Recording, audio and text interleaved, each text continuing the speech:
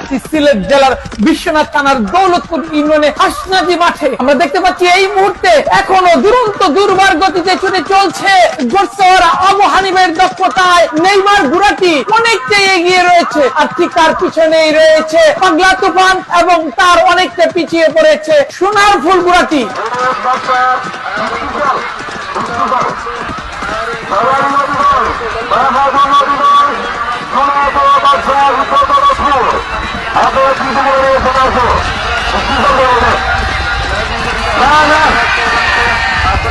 এই মুহূর্তে দেখতে পাচ্ছি নেইমার ঘোড়াটি একদম বিজয়ের ধার প্রান্তে চলে এসেছে এবং শেষ মুহূর্তে দেখতে পারলাম নেইমার ঘোড়াটি প্রথম স্থান অধিকার করলো এবং পাগলা তুফান ঘোড়াটি দ্বিতীয় স্থান অধিকার করলো। যে ঘোড়াটি শুরু থেকেই অনেকটা এগিয়ে ছিল সোনার ফুল ঘোড়াটি অবশেষে পিছিয়ে পড়ে তৃতীয় স্থান অর্জন করতে হলো। ধন্যবাদ সবাইকে এতক্ষণ সাথে থাকার জন্য।